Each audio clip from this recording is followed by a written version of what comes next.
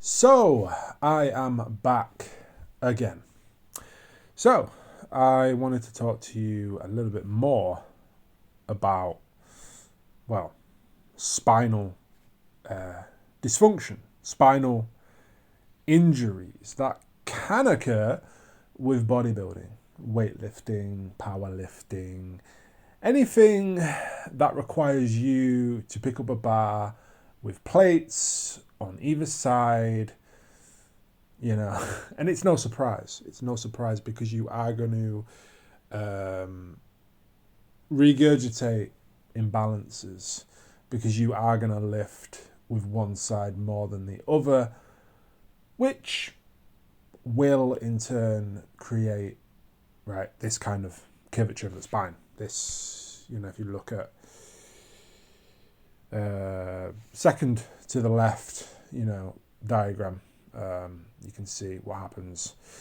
And again, there's types of this kind of dysfunction, and we have here, there's different types. There's different types, right? And that's why the left and the right side of the body should be balanced, right? The left and the right hip, left leg, right leg. You should work from the ground up. You shouldn't have, and again, the left, if you have a stronger left arm than a right arm, I can almost guarantee that you have a stronger right side abdomen than a left side abdomen, and that's a severe imbalance, right? There's so many imbalances that can occur from that. And again, the spine is just one, and that's what I'm basically targeting here is the spine. And again, we look at here, there's various curvatures that can occur, and these are very serious, of course. These are something that you would want to avoid, right? You'd want to avoid it. This is, these are the various disabilities or ailments of the spine, but again, that's just one aspect of it. Then we've got slip discs that can occur, sacrum, you've got the tailbone here. You can fracture these through lifting weights, and it could occur, and just because you have some type of small fracture, that won't stop you from lifting weights, but it's not something that you want to happen, right? You don't want to be breaking your bones. So again, moving on, again, I click this. For people with curved spine, it's important to be careful when doing heavy weightlifting exercises. Squats, deadlift, and lifting weights in general can put more stress on your lower back if you have the condition. So yeah, we look at, there's pictures here. Obviously he's, clearly, has it. But, this doesn't have to be as illustrated here. Where are we? Back there. So it doesn't have to be as severe. It could be a little bit. So again, that's something that you have to, because, the nerves, the whole nervous system affects the whole body, right? It affects absolutely everything. So it's something you have to be aware of, right? Something you have to be aware of. So, again, he's extreme case, right? And he's probably going to say, oh, well, it doesn't matter, this and that, I'm on steroids, blah, blah, blah, I'm on drugs, blah, blah, blah, blah, whatever, man. Sucker, whatever, So, yeah, again, this is, you have to really be intuitive about your own physical body, right? You have to really listen to your own mind. Don't just take other people's advice. Like I gave, because any deviation here can completely offset your entire balance in your entire body. And that's what I'm trying to make you understand, right? It doesn't have to be as extreme here. You could have a little bit of leeway and it completely offsets. Obviously this is an extreme case, right? So, again, the comparative of 2 is not the comparative of many and many, many more, right?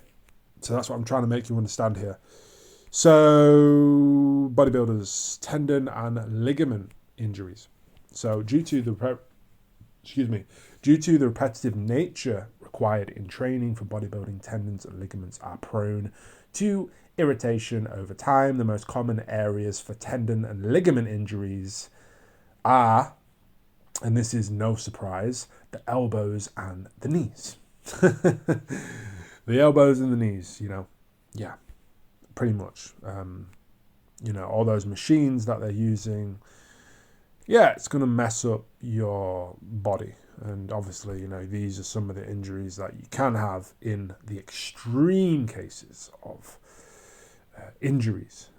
But any type of niggle, any type of pain is going to be, it's not something that you want to have happen. It's not ideal. It's not something that is sought after or beneficial, or just something that you want. You don't want to have a niggle or a pain in your life, right? You have enough things in your life to sort out, making money, sorting things out, relationships, bills, you have other things.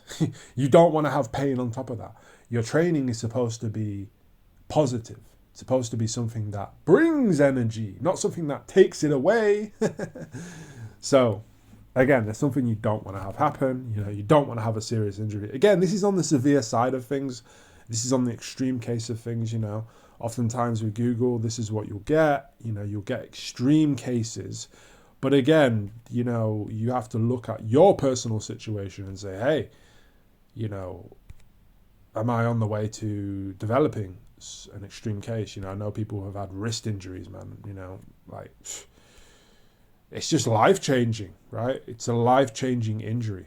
Some of these injuries are life-changing. And that's what you have to look at is, do you really want to have a life-changing injury? Do you really want to have any type of pain? No. The answer is no. I'll answer it for you. So infertility. So testosterone levels can drop with weightlifting. We do get an initial spike. That spike is to facilitate lifting, right? But the resting testosterone will be lower than somebody who doesn't lift any weights, right? Again, I say doesn't lift any weights. I don't say who doesn't train, right? I say who doesn't lift any weights. Get it, right? So heavy lifting was linked to a 33% longer or timeline to conception, right? So they're saying basically that it takes longer to lift. It takes longer to get pregnant for women who lift, and the same for men as well, because the testosterone has to be used, right? It's depleted. It gets depleted, right? And all of the hormones as well. It's not just testosterone. Again, this is a very, nuanced thing. It's like people look at one thing and they don't look at all of the other things.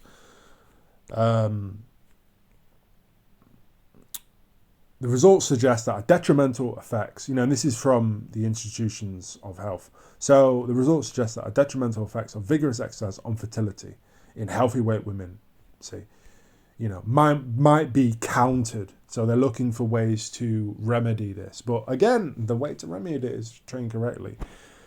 Women's fertility may decrease with physically demanding or shift work. Being in a healthy weight range reduces the risk of infertility. So healthy weight range, I talked about this, bodybuilders are overweight, they're classed as obese. Again, if you're gaining 30 pounds in 1 month of you bulking, you're fat, you're obese. Okay. I think that's enough of that now. So testosterone, for decades, research with men who engaged in intensive exercise training can develop low resting testosterone levels. Again, because it's depleted, right? So people who say, weightlifting increases testosterone. Yeah, it does. Because the androgen receptors have to kick in, but then, then you dump straight afterwards, right? It's like one of those little stocks that goes up and then just, gets rug pulled and dumps, So yeah, it does, right? It does. You can't fight nature. Nature destroys you. So weightlifting, knee pain. Knee pain is a common ailment for all athletes, but weightlifters are especially prone to pain developing in the kneecap. This is frequently caused by a condition known as patellar tendonitis, which is essentially inflammation of the patellar tendon located directly under the kneecap. So yeah, this is because of the way they are lifting. And again, this can't be trained with weights. You have to leave the gym and leave the weights. It's the fascia.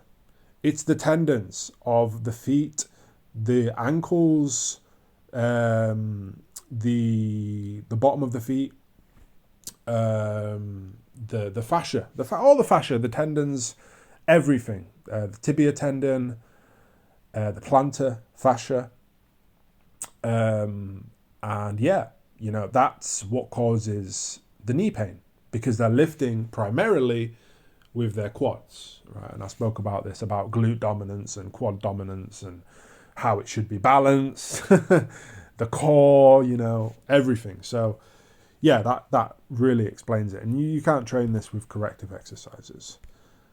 Weightlifting, yeah, hip replacement is the end game with weightlifting. So it's therefore essential that you do not engage in lifting heavy objects, I would say often, or engaging in strenuous effort after.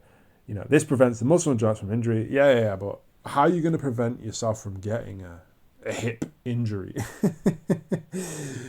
So yeah, they don't tell you that. They just tell you to lift heavy weights, man. It's going to increase your testosterone. It's going to increase your own hormones. It's going to, you're going to turn into a machine. Yeah, man. Yeah, nice story. Nice story.